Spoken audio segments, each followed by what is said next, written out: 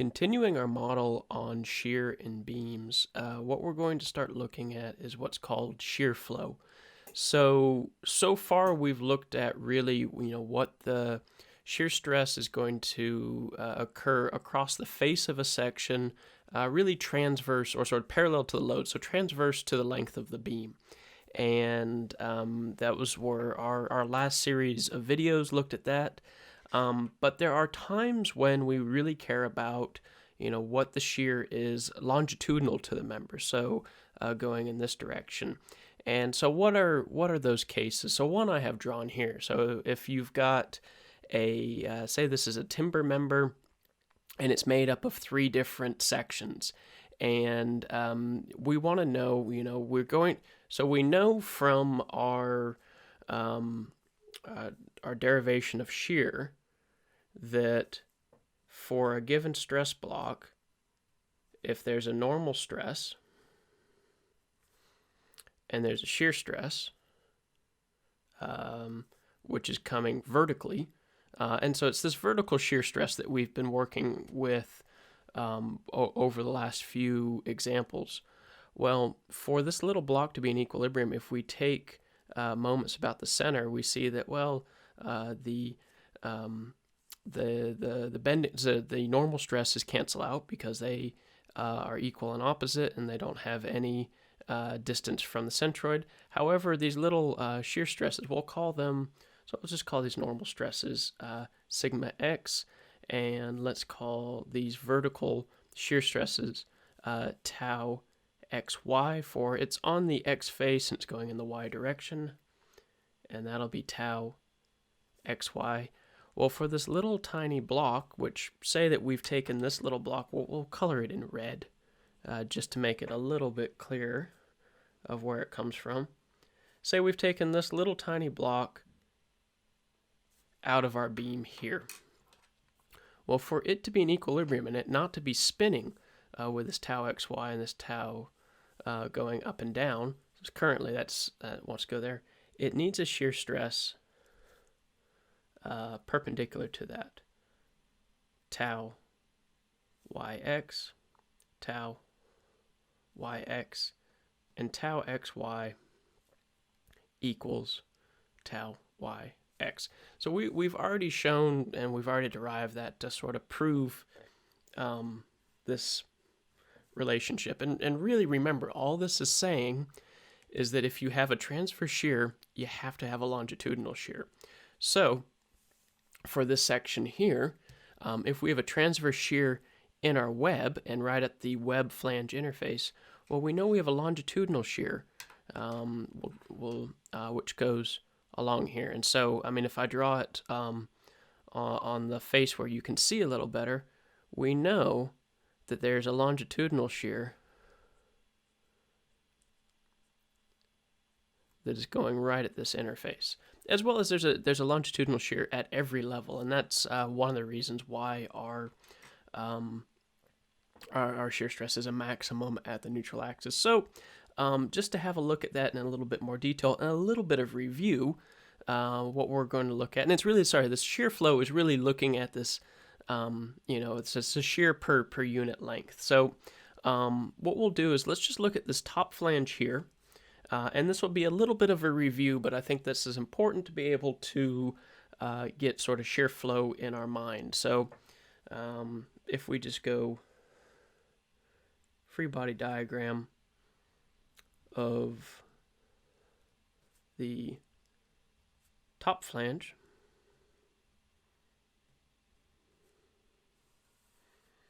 and we'll go ahead and just draw that sort of looking up at it. So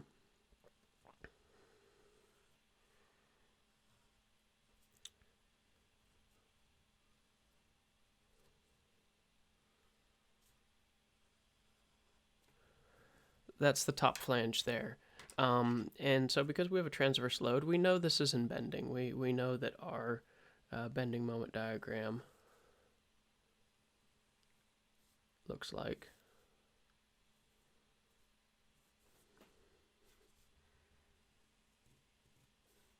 that. It's a triangle, so not terribly well drawn there. I apologize, but you get the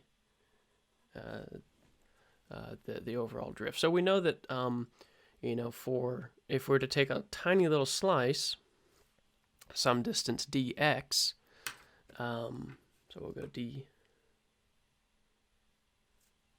dx. We know that we've got two different moments here. So because this line's not constant, it's sloping.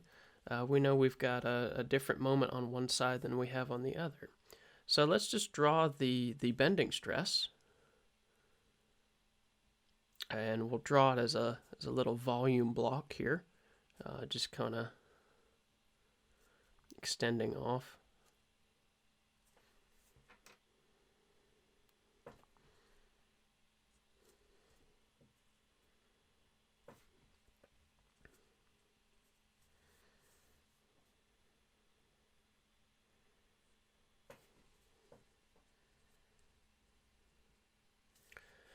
And so, this is going to be a stress, sigma b. But if we take, this stress and we multiply it by kind of, this whole area here, stress times an area is our force, we'll just call all of that F.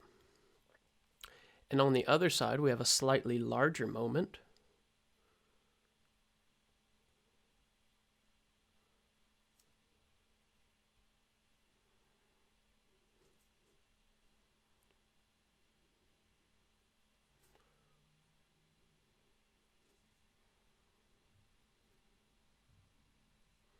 And so because we have a slightly larger moment, we have a slightly larger bending stress.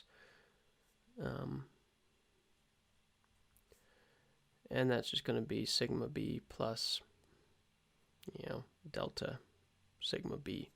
And if we sort of multiply out all of this volume of stress, we get a force F plus dF. Well, those really aren't in equilibrium, so the only way these two can equate, and remember, we're looking just at the top flange, so say we're looking right at, this location here.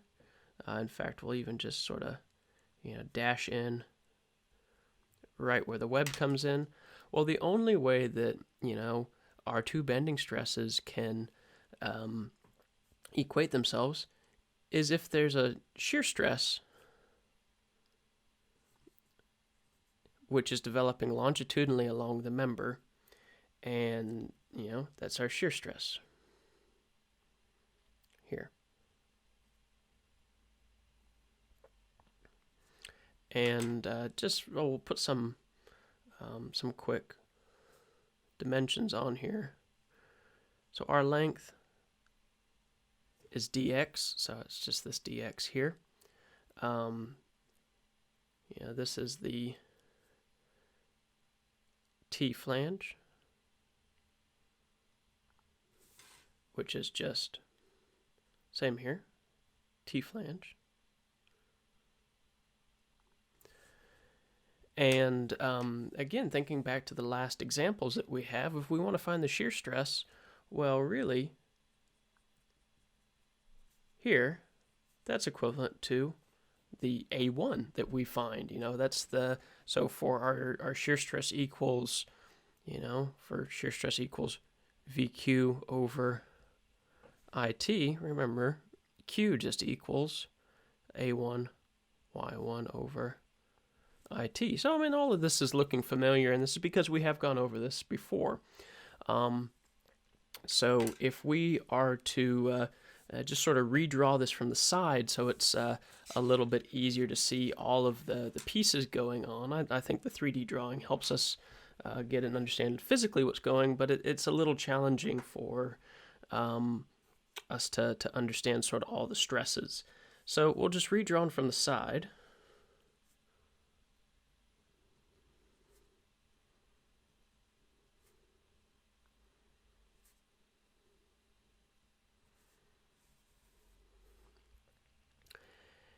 And, we have our flange, which has its length dx. It has a shear stress on one side. Sorry, I apologize. A bending stress on one side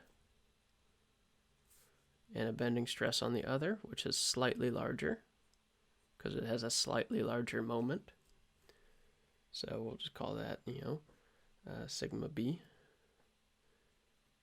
dA, and this is sigma b plus delta sigma b all times dA. And the resultant force here, we'll just call that F. Remember that this resultant force is just multiplying the stress out times this area. And the resulting force here is F plus dF. And if we're to equate the forces, as you can see, the two forces F cancel out, and there's just this little force dF, which is pushing us this way. So the only thing that can counteract that is an internal shear stress that's going to get developed. And that stress is going to be tau times dx, so that's length, times b. And let's just call this delta H, just for nicety here. And remember, this is the longitudinal shear.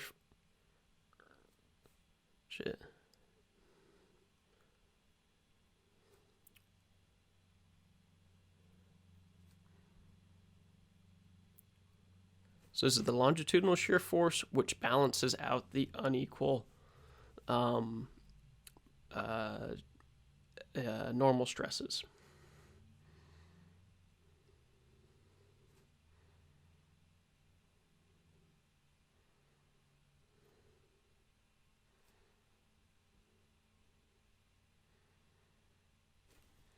All right, so hopefully that's pretty clear. And as I said, this is review. We showed this in our shear stress derivation video. Well, if we sum up the forces, the two F's cancel out, and so and dF basically just equals delta H. And as we saw previously, well, let's just sort of rewrite delta H. Delta H equals VQ over IB dx. So that's almost the same thing we have for our shear stress. And so what we want to know is we're looking at this longitudinal shear stress over some length dx, which is some really, really small length. So if we want to know what our shear force is over a unit length 1, so that could be 1 millimeter, 1 meter, just over a unit length, we can rearrange this equation. So let's, and again, I'll draw just a small picture just so I show you what I mean.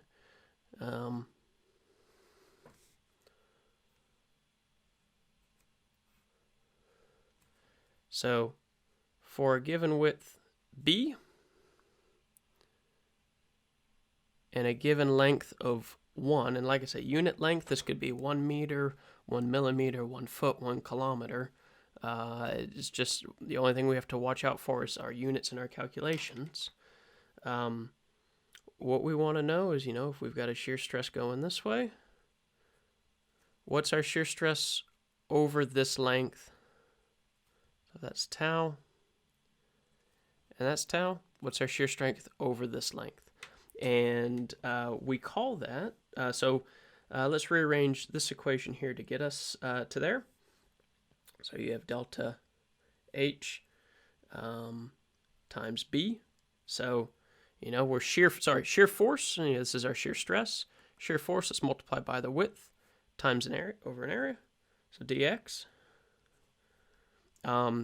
We'll call dx equal to 1. And again, this equals VQ over I. If this goes to 1, and delta H we'll call tau. tau times B equals VQ over I. So we call, sort of by convention, we call tau times B over 1, we call that Q. And that equals VQ over I. And this is our shear flow equation.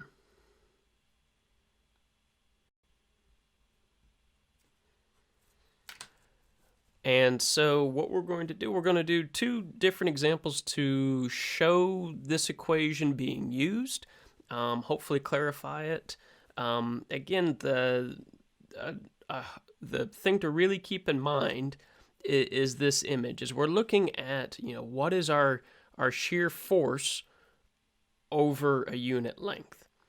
And so with a shear force, we're multiplying by, so we've got our shear stress, we're multiplying by a width, and then so we know what our sort of stress over a given width is, and then what's it times that length. And this is useful for us determining whether, what our force is on these nails, and is that going to be able to withstand the applied loads. Because remember, if we put a transverse load in here, we not only get transverse shear, but we also get an equal longitudinal shear. Other places where it's used is for determining weld sizes in built up like steel I-beams or box sections, so things which are welded together. So that's where we're going to wrap this portion of the lecture, and like I said, we're going to go on to a couple of different examples which should hopefully highlight some of these facts for you.